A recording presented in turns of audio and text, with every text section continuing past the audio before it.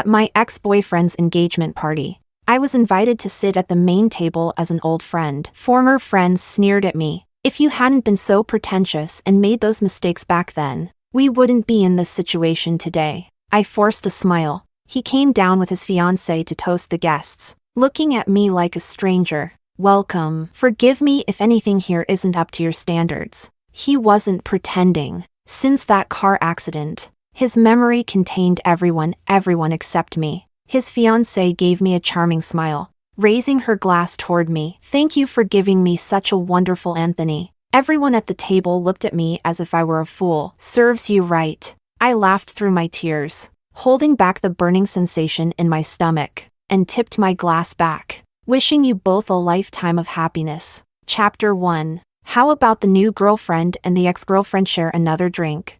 Someone at the table, not content to let things lie, looked at me with a taunting gaze. After one glass of baijiu, my stomach was already churning intensely. Instinctively, I looked over at Anthony. Since the accident, a scar ran across his brow. He held Sarah close, frowning slightly. Sarah's health isn't great for drinking. Apologies. The person proposing the toast wasn't targeting Sarah in the first place. They turned to me instead. Then it seems the ex-girlfriend will have to drink on behalf of the new one. Do as you like. Anthony didn't spare me a single glance, moving with Sarah to the next table. Guess only the new girlfriend gets to smile while the ex sheds tears. 2 more glasses of baijiu were poured and pushed toward me. Drink up, ex-girlfriend. They looked at me like I was a clown. Mocking laughter mixed with the phrase, serves you right. The searing pain in my stomach grew worse, my face turning pale and cold sweat beading on my forehead. I didn't drink those 2 glasses. Instead, clutching my stomach, I fled the banquet hall. In the restroom, I vomited until I was dizzy, the nausea finally easing a little. The sound of high heels clicked behind me. Do you regret it, ex-girlfriend? Amelia looked down at me with a cold gaze. I clutched my stomach, curling up in a corner. Cold sweat drenched my temples, my hair plastered to my skin. I must have looked pathetic. Amelia said, thank you for calling my brother on the night he proposed to you, asking him to buy you dumplings. Otherwise, I'd have to call you sister-in-law. Lively sounds from the banquet hall filtered in from time to time. Ignoring the pain, I straightened up, forcing a weak smile. I'm sorry, Amelia. Splash. A basin of cold water came down over my head. What good is an apology? Can the pain my brother went through just disappear? Or will it bring my grandmother back to life? Her fists clenched as she glared at me, her chest heaving with anger, eyes red with fury. Bad luck charm. My brother never should have met you. Chapter 2. A hollow ache opened in my chest, and tears welled up at the corners of my eyes. He shouldn't have met me, but he proposed to me. The memory of his proposal was still so vivid. Caro. Anthony, usually calm and composed, was holding a bouquet, his hands trembling a little. He looked down, laughing at himself, his ears turning red. First time proposing, feeling a bit nervous. Will you let me be part of your life, officially? I laughed and cried, calling him an idiot, nodding as he slipped the ring onto my finger. He wiped away my tears. Why are you crying? There'll be more crying tonight. We were each other's first loves, together since high school. 8 years of dating without crossing that final boundary. That night, he wasn't gentle. I cried until my voice was hoarse, completely exhausted. He comforted me with gentle, lingering kisses. Be good, Caro. Just bear with it. Around dawn, he carried me to the shower. My stomach growled at an unfortunate moment. Laughing, he asked, what do you want to eat? In mock anger, I threw a pillow at him. Dumplings. I had no idea where he went to buy dumplings. I waited a long time, but he never came back. From the moment he stepped out, it had started raining and hadn't stopped. Instead of him, I received a call from Amelia. Carolina, if my brother doesn't make it, I'll hate you forever. Anthony had been in a car accident. In the rainy early hours, a sanitation worker suddenly stepped onto the road. He swerved to avoid them, his car skidding out of control. The worker was fine, but his car flipped and was pierced by a guardrail that stabbed into his chest. Outside the emergency room, Amelia, eyes red, tore at my clothes. Give my brother back to me. I stood there, numb, as she clawed at my face, drawing blood. That night, Anthony was issued a critical condition notice. I prayed to the blank hospital walls, over and over, that as long as he survived, nothing else mattered. He did survive, but he suffered brain damage, lost parts of his memory. He remembered everyone, except me. Are you my fiancé?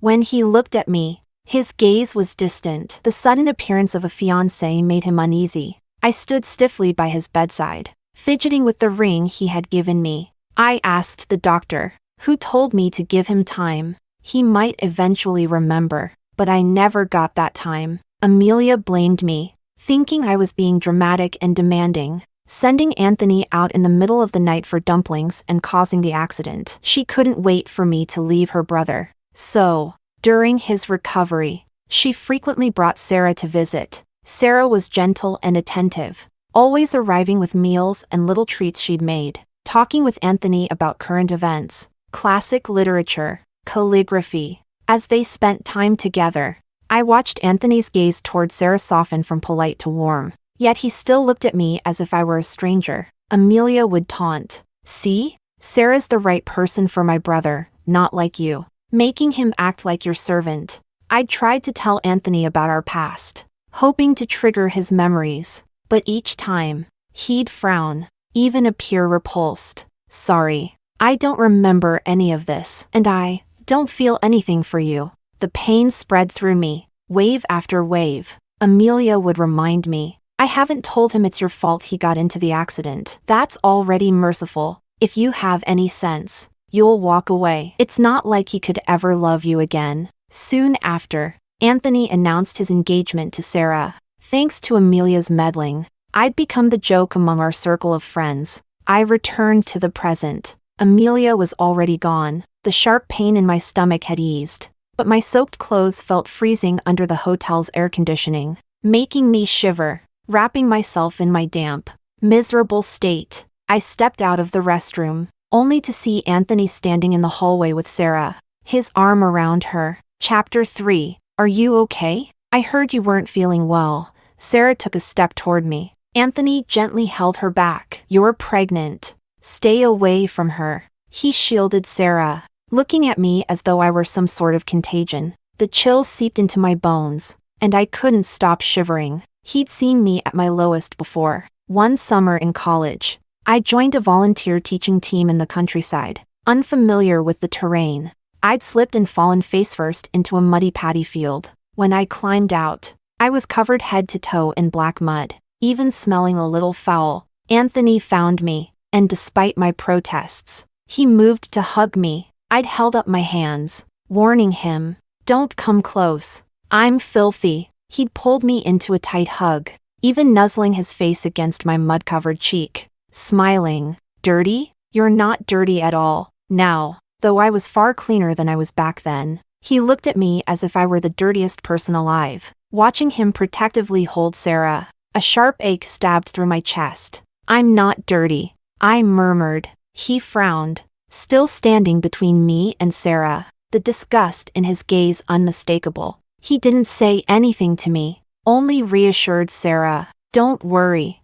I'll have someone bring her a coat." "That won't be necessary." I wiped my tears, turning away, but no matter how I tried, the tears wouldn't stop. I swore to myself, I'd never eat dumplings again, not for the rest of my life. Chapter 4. Amelia lived right across from my apartment. One day, as I went downstairs to take out the trash, I happened to see Anthony and Sarah arriving to visit her. I looked away. This wasn't the first time I'd run into them. Amelia, always intent on rubbing it in, frequently invited Anthony and Sarah over, ensuring I knew every time. She'd often knock on my door with treats Sarah had made. "Here, Sarah and my brother brought this over, have a taste." Amelia made a point of dragging me into Anthony and Sarah's relationship, forcing me to watch as he fell in love with someone else. This time, I chose to avoid them. I went for a walk instead. On the road, I noticed an elderly man with a big yellow dog. The dog, still half wild, barked at every passerby, quickening my steps. I tried to walk past, Suddenly, the dog broke free from its leash, charging at me and knocking me to the ground. But Sarah appeared out of nowhere, grabbing a dry branch from the roadside to fend off the dog. Instead of retreating, the dog lunged at her. With a cry, Sarah fell to the ground, and soon, blood began to seep from her lower body. The stark red hit me, and I instinctively clutched my abdomen. The sensation of life slipping away was suddenly vivid. Anthony and Amelia arrived just as the dog ran off. Anthony shoved me aside with a harsh glare. He picked Sarah up, his voice icy. "You better pray that Sarah's okay." The wound on my arm from the dog's claw was bleeding, throbbing with pain. I fought back tears, looking at him defiantly. "Anthony, this was an accident." Without a word, he carried Sarah away. After treating my wound at the hospital, getting a shot, and returning to the office, I couldn't shake the feeling of unease. Colleagues came by to congratulate me from time to time. "Congrats. Looks like you'll be our next department manager." Last month, the department manager had been reassigned to another city. The general manager had spoken to me, hinting at a promotion. "Thank you," I replied. Then Amelia's message popped up. "My sister-in-law had a miscarriage. Carolina, you'd better watch your back." Chapter 5. I stared blankly at the message, lost in thought for a long time, an increasing sense of unease settling in. When the scheduled meeting time arrived, the general manager was late. Sam quipped, "The boss is with an important guest." "Miss, shall we start planning where to celebrate your promotion?" "Decide among yourselves," I replied. The general manager finally arrived about 10 minutes late, and the usual meeting commenced. But as the meeting wrapped up, he didn't mention my promotion. I noticed several of my colleagues glancing my way, unable to hold back. Sam spoke up. "Mr. Law, what about the department manager position?"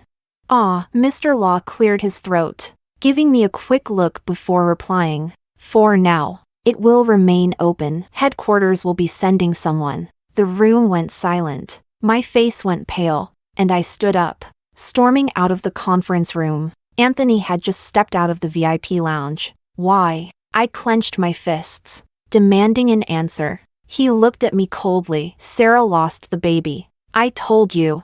It was an accident. And it's also an accident that you didn't get the promotion." Since he'd lost his memory, I'd bottled up my emotions. I kept telling myself to handle it with dignity, to cherish the Anthony I remembered in my heart. But he seemed unwilling to let me do so. He insisted on using Anthony's face to tear apart the cherished memories I held dear. I bit my lip, meeting his gaze defiantly. The real Anthony wouldn't do this. His eyes darkened as he stepped closer. Then, he gently pulled me into an embrace. I remember everything. The familiar scent wrapped around me, and tears started falling uncontrollably. And, suddenly, he shoved me away. The real Anthony would do this, wouldn't he?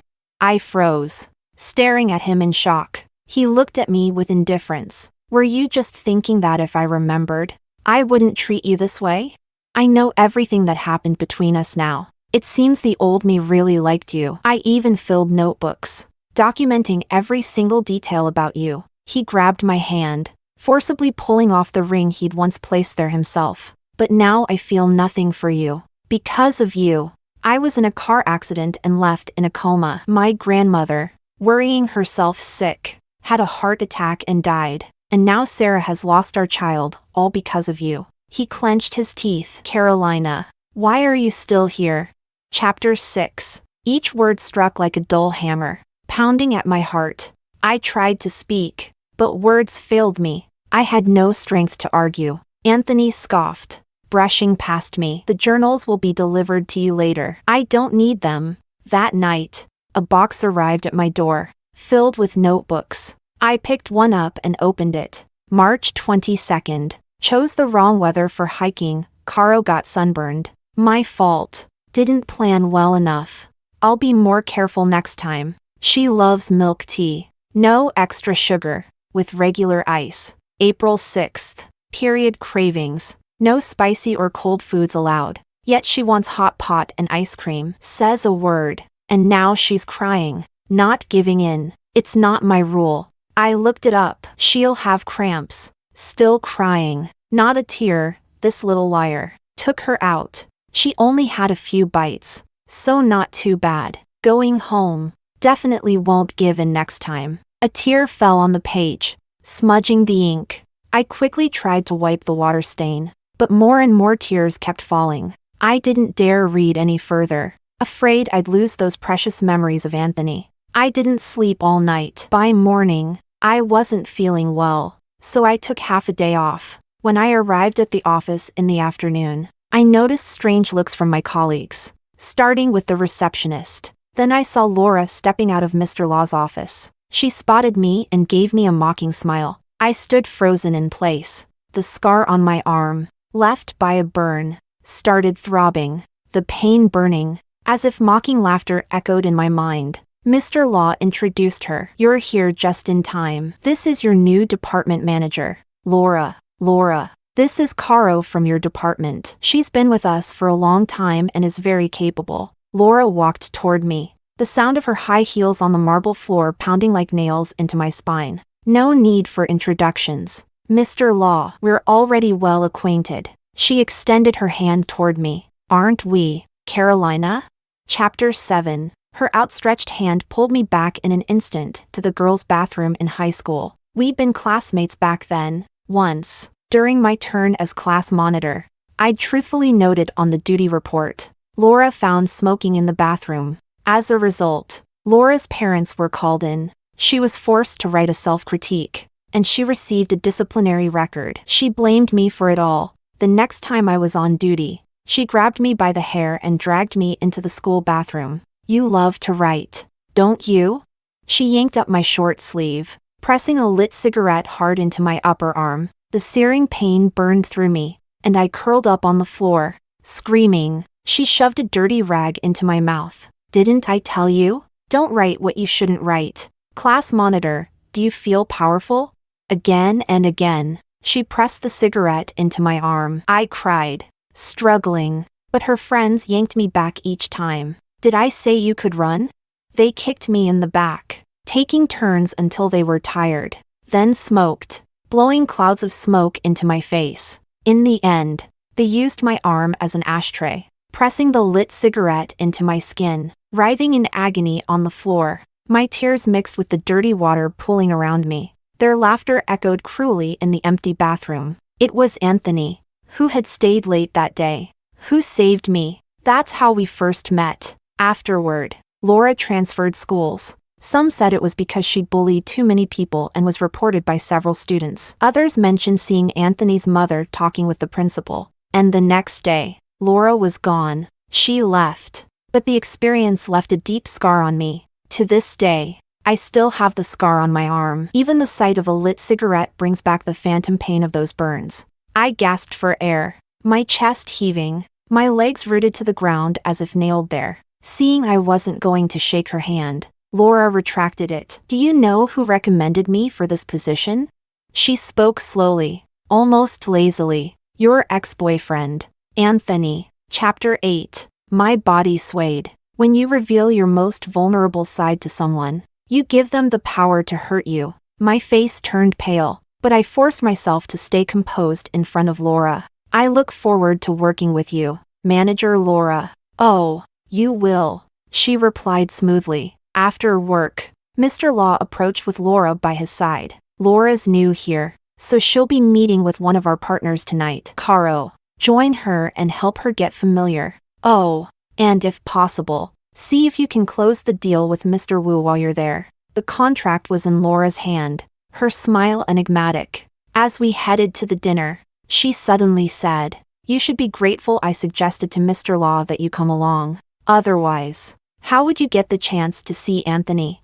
Anthony was also there. When he saw me, he barely spared me a glance. I clenched my fists, telling myself to ignore him. He was just a stranger now. Laura intentionally seated me next to Mr. Wu, knowing I was there to finalize the contract. He used it as leverage. Signing the contract can wait. First, drink with me. When the time's right, I'll sign. He refilled my glass with baijiu. I'd already humored him with several rounds, and the alcohol was taking its toll. My temples throbbed painfully. Laura sat to my right, chain smoking since we'd sat down. The smell of smoke lingered, the constant flick of her lighter, the cigarette's burning ember, all of it assaulted my senses. The scar on my arm burned, intensified by the fog of alcohol. My body ached with the urge to flee. Suddenly, a hand crept up my thigh. Moving higher, Mr. Wu leered at me with a sickening grin. I quickly pushed his hand away,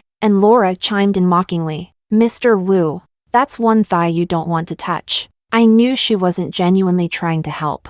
And indeed, her next words were, after all, she's Mr. Lin's ex-girlfriend. Isn't that right, Mr. Lin? Mr. Wu's hand quickly retreated. The noisy table quieted, and everyone looked at Anthony. His face gave nothing away. No one could tell what he was thinking. Through my discomfort, I met his gaze. My eyes filled with pleading and hurt. For one brief moment, I wanted him to help me, but Anthony said coldly, "What does the past have to do with the present?"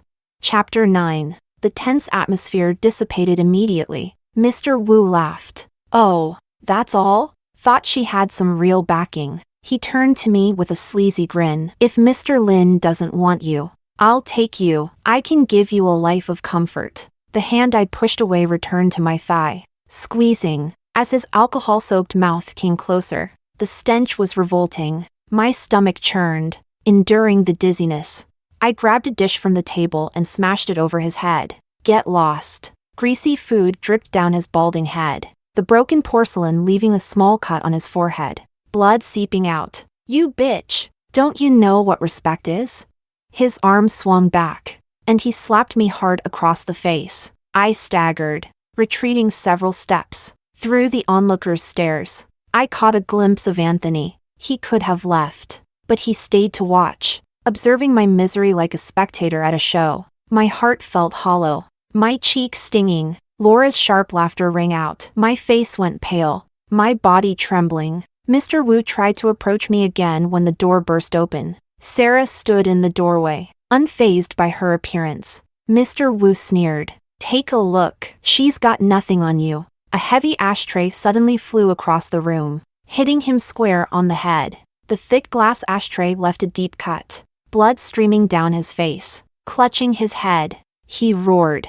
"Who the hell?" The words died on his lips. Anthony stood up, holding Sarah's hand, realizing his mistake. Mr. Wu stammered. "Mr. Lin, I didn't mean any offense. I just wanted to put this little tramp in her place." Anthony's voice was icy. "Cancel all partnerships with your company, effective immediately, and don't ever approach us again." With that, he walked out of the room, leading Sarah away. The other guests, sensing the shift, quickly followed suit. I sat there, stunned, my face burning and swollen. Laura clapped, her laughter shrill. "Bravo. Absolutely brilliant. See, when the ex-girlfriend gets slapped, he doesn't even flinch. But the moment someone so much as insinuates something about his fiancée, they end up worse than a stray dog." Laura grabbed my face, forcing me to look at her mocking expression. "Oh, Carolina. Poor Carolina. Back then,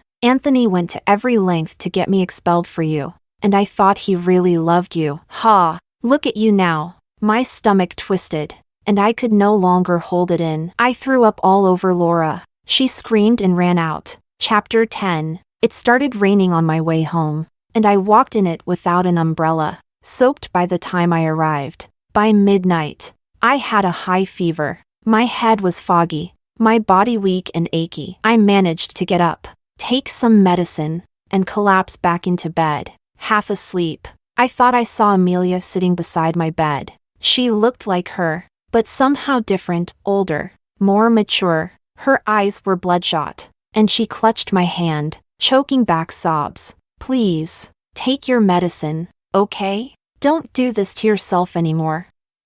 I'm begging you, please." The real sensation of her hand holding mine made me think, for a fleeting moment, that she was truly there. But as I listened to her words, I realized it had to be a dream. Amelia despised me because of her brother. She'd never call me sister-in-law again, ignoring whether it was real or not. I let myself sink back into sleep. When I woke up, it was already noon, and my fever had broken. The house was empty. There was no trace of Amelia. I smiled bitterly at myself, laughing at the absurd hope that, for a moment, I'd wanted her visit to be real. At one time, Amelia and I had been close. She even loved following me around, sweetly calling me sister-in-law. Our relationship only soured after Anthony's accident. My first task back at work that afternoon was to submit my resignation letter to Mr. Law, but it ended up in Laura's hands. She waved it around, pacing back and forth in front of me.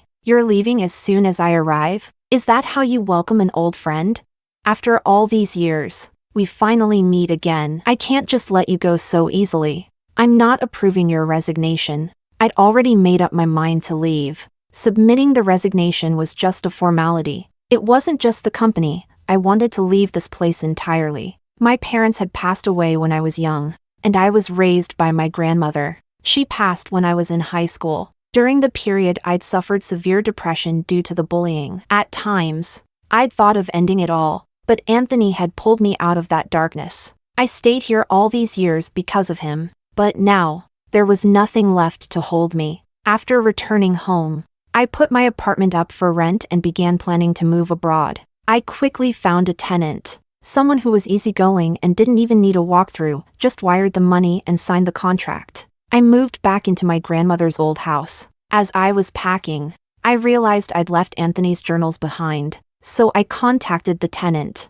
asking if I could come by to retrieve something important. They agreed. When I opened the door to the apartment, I caught the faint scent of alcohol in the air. The lights flickered on, and I saw Anthony sitting on the living room couch, his head lowered. Chapter 11. My heart clenched. I'd never seen Anthony during the entire rental process. I didn't know why he was there now, and I didn't want to speculate about why he'd rented my place. I balled my fists, pretending to ignore him as I headed toward the bedroom. Suddenly, he grabbed my arm. Before I knew it, he had me pinned to the couch. The smell of alcohol enveloped me as he kissed me forcefully. I struggled, pushing against him. "Let go of me! Don't act like this isn't what you wanted," he sneered. Anger, humiliation, and helplessness overwhelmed me, and tears rolled down my cheeks. But Anthony showed no sign of stopping. The door opened again, and Sarah stood there. "Anthony." He immediately released me, walking over to her, just as Amelia had always described. Sarah was gentle and gracious. She didn't question him or make a scene. She allowed him to hold her hand and, before they left, even expressed concern for me. "Are you all right?" I was nothing more than a pathetic third wheel. As they left, I managed to hold back my emotions long enough to ask, "Have you remembered everything?" Anthony stopped, glancing back. "What do you think?" In that moment, the world I'd tried so hard to hold together shattered. I laughed bitterly, tears streaming down my face. That night, I searched every corner of the house, but I couldn't find the box of journals. I sat awake in the living room until dawn, then drove straight to Anthony's office. In the lobby, I caught sight of Amelia. She looked different, dressed professionally, mature and composed, just like in my fever dream. I didn't know when Amelia had started working at Anthony's company. In my memory, she was still a college student. Anthony's assistant was by her side, addressing her as Ms. Lin. I didn't have an appointment, so I pushed past security, but they held me back. Amelia called out, "Don't hurt her." With her intervention, I made it to Anthony's office. He was in the middle of an important meeting, like a feral creature. I grabbed a teacup from his desk and threw the water in his face. "Give me back my journals." Anthony, his face wet, looked at me with a dark expression. He said, "I took them to remind you to forget about me. Sarah wouldn't like it otherwise." I laughed, tears blurring my vision. "I already forgot you, but those journals are mine now. They belong to me. Give them back," I demanded. We stood in a tense standoff. Amelia's voice drifted from outside the door. "Hurry, sis. Carolina is harassing my brother again." It reminded me of the Amelia I knew. I must have imagined that other version of her in the lobby. Moments later, Sarah entered. As always, she didn't accuse me or make a scene. She simply walked to Anthony, dabbing his face with a tissue. "How much longer will you need to deal with this? We have a fitting appointment soon." Her gentle, understanding demeanor only made my actions seem more irrational. Everyone said I had it coming. Anthony turned to me and said, "I'll give them back if you attend our wedding." He wanted me to witness the destruction of the last slivers of my hope. I forced a smile. All right. Chapter 12. The wedding was a month later. After sleeping through most of the day, I was startled awake by the sound of thunder. Looking out the window at the stormy sky, I felt as though I'd forgotten something. Seeing the invitation on my nightstand, I remembered Anthony's wedding was today. As I prepared to leave, I noticed a black car parked outside. As it had been on other rainy days, no one ever got out of the car, and I'd never seen who was inside. As I walked past with my umbrella, the car door suddenly opened. Amelia hurried out, forgetting her umbrella, grabbing my hand, her face full of worry. "Where are you going?" She was dressed professionally again, looking older and more mature. It struck me as odd, as if she kept changing into different versions of herself. "I'm going to your brother's wedding," I replied, confused. She suddenly broke down in tears, gripping my hand tightly. "Don't go, please. Don't go." I didn't know what she wanted. I only wanted my journals back. I shook her off and walked away. Then, unexpectedly, she shoved me hard. I fell, my umbrella dropping as heavy raindrops began to soak through my clothes. Looking up, I saw her morph back into her younger, college-age self. She pinned me down, shouting, "What right do you have to attend my brother's wedding? You ruined him. You don't deserve it." I tried to push her away, but she held me tightly. As we struggled, Amelia's face kept shifting from her younger self, shouting at me, to her older self, pleading with me. The two Amelias blurred together, and my head throbbed painfully. I clutched my head in agony. Amelia pulled me into a hug. Through her hoarse sobs, I heard her say, "There is no wedding. No, Sarah. My brother, he's been gone for a long time. Sis, please leave that point in time behind." Chapter 13. I was admitted to the hospital. The diagnosis was severe mental illness. The young nurse who brought me my medication was round-faced and cheerful. Each time I dutifully swallowed my pills, her face would light up with happiness. She'd reward me with a white rabbit candy. "You've been so good today." She was younger than I was, a new intern fresh out of nursing school. Thunder crashed outside. The young nurse dashed into my room, visibly anxious. I sat quietly by the window, watching the heavy rain splash against the ground. I said to her, "Could you bring me an umbrella?" She looked at me nervously. "Why would you need an umbrella? We don't keep any here in the hospital." I sighed, explaining, "Amelia will probably come again soon. I want to go down and meet her." Even though she'd said there were no umbrellas, the nurse soon returned with two in hand. "I'll go down with you." Amelia's car had just pulled up, and she quickly stepped out, running toward me in the rain. I hurried to meet her and pulled her under my umbrella. "You're in charge of a company now. Try to look a bit more composed." She gripped my arm tightly. "Where are you going?" I noticed a few strands of gray in her hair, and my heart ached. She was so young. Since my illness, Amelia had been the one pulling me back from the edge. I suppressed my emotions, smiling at her. "Nowhere. I came down to greet you." She studied me carefully, making sure I wasn't deceiving her, because on rainy days, I'd often run out, trying to attend Anthony's wedding. But Anthony was gone. He hadn't survived the accident on that rainy night. That night, the rain outside grew heavier, punctuated occasionally by thunder. Unable to reach Anthony, I'd started to worry, but each time I called, there was no answer.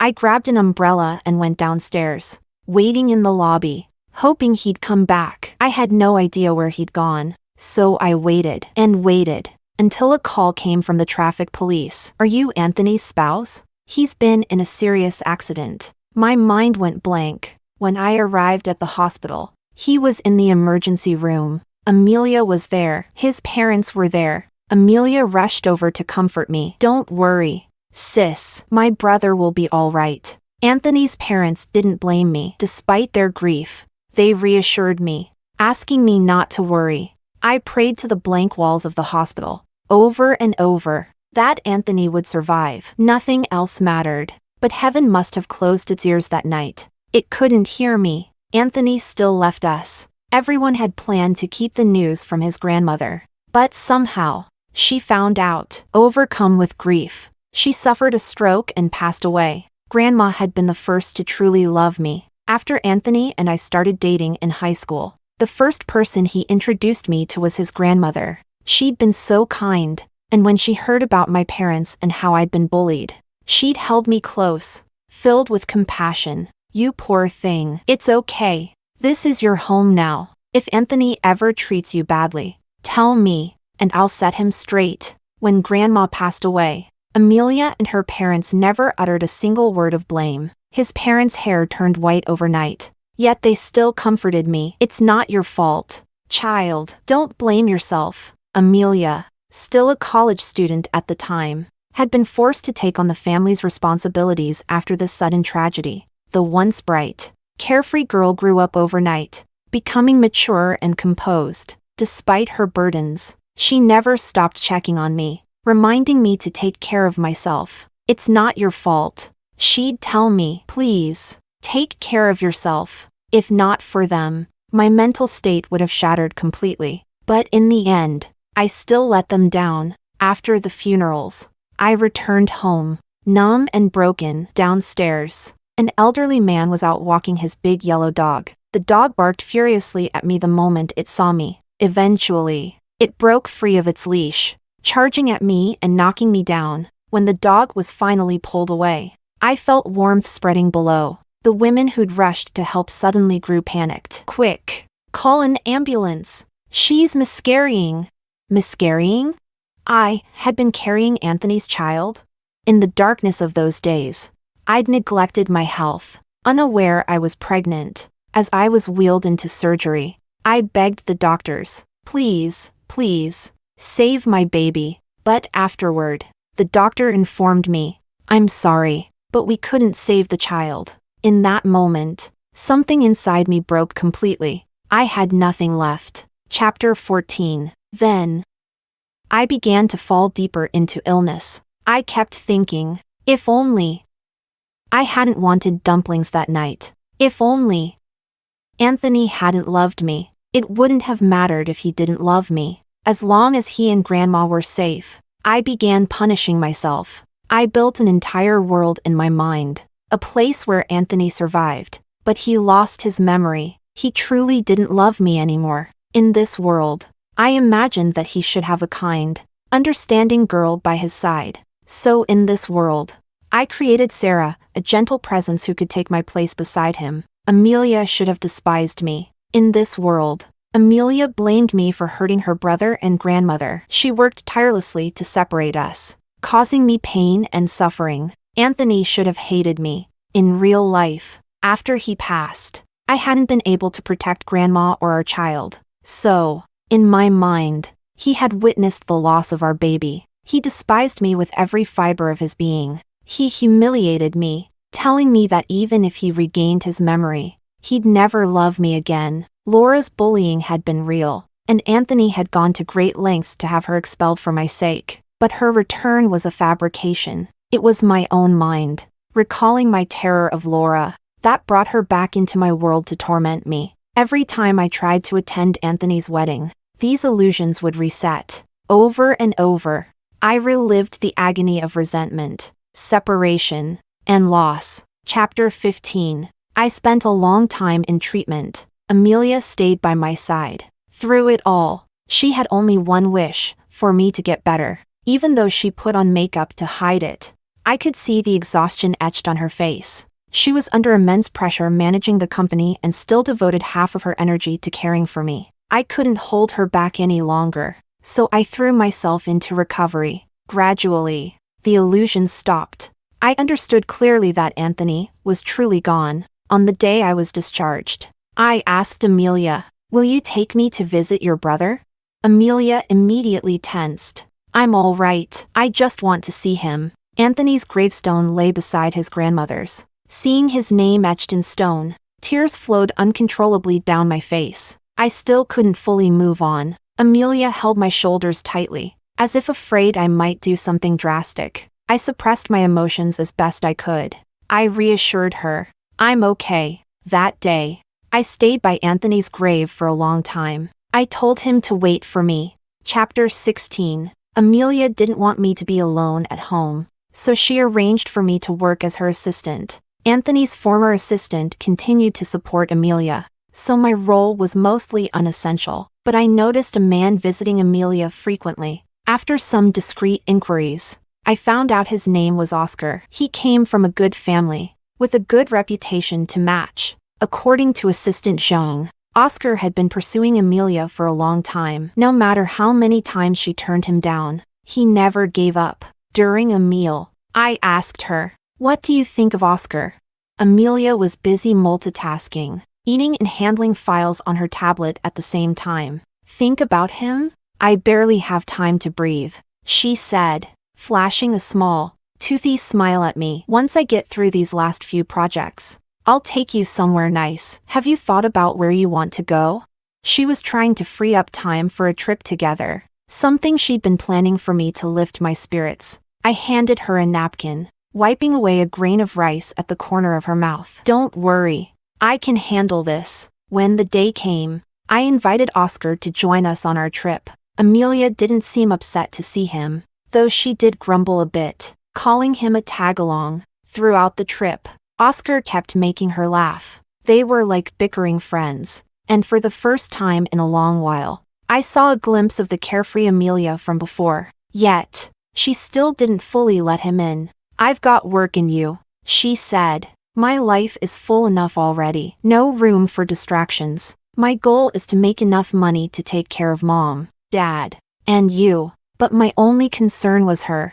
I wanted someone to be there for her, in case I wasn't. The turning point between her and Oscar came late one night when she suffered a sudden bout of gastroenteritis. Oscar rushed her to the hospital and stayed by her side all night, tending to her every need. Seeing Amelia in pain, his eyes turned red with worry. Oscar's sincerity must have reached her heart. Not long after, Amelia finally agreed to date him. Oscar went through every trial to gain her parents' support, and eventually, he proposed successfully. During this time, I showed Amelia through my actions that I was truly better. I didn't want her to worry about me anymore. Their wedding was today. Amelia insisted that I be her bridesmaid. Holding her bouquet, she said to me, "Sis, I'll throw the bouquet straight to you. I hope you meet someone wonderful this year." A pang went through my heart. She didn't know that during her wedding preparations, I'd been visiting Anthony's grave more and more often.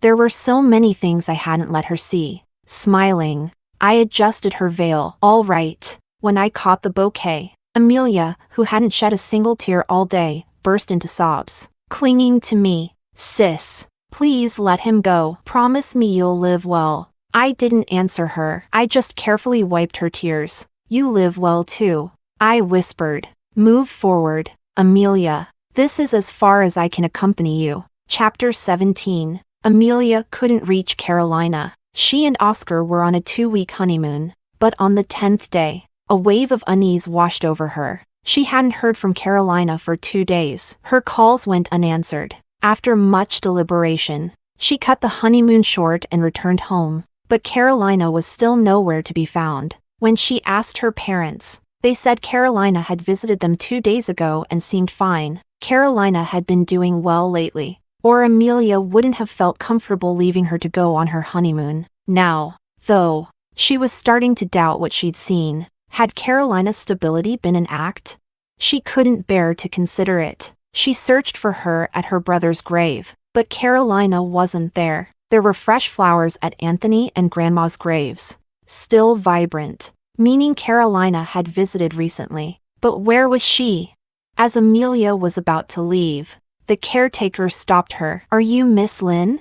"Yes, that's me. She left this letter for you." Letter from Carolina. "Dear Amelia, if you're reading this, I hope you're well. I thought long and hard before writing this letter. Otherwise, knowing your stubbornness, you wouldn't stop searching for me. I'm guessing you teased Oscar into cutting your honeymoon short to look for me. I'm sorry for disrupting your trip. Please tell Oscar I'm sorry too. I really tried to hold on for a few more days, but I'm so very tired. Don't look for me. I'm going on a long, long journey. If you're willing, could you send your parents postcards from around the world on my behalf? It's the only way I can think of. Take care of yourself, eat and rest on time, and look after your health. Now that you have Oscar, don't carry your burdens alone. And then, please, forget about me. Goodbye. Amelia, be good. Don't cry. Liar. Liar. Amelia clutched the letter in her hand, sobbing in front of Anthony's grave. I'm sorry, brother. I'm so sorry.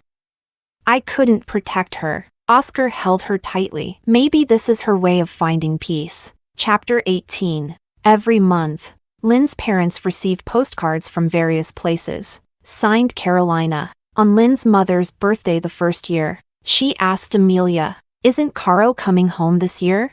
Amelia's eyes filled with tears, and she barely held herself together. Oscar answered for her. "She says she's too far away, but she'll send a gift soon." Lynn's mother nodded quietly. The next year on her birthday, she asked again, "Where's Caro?"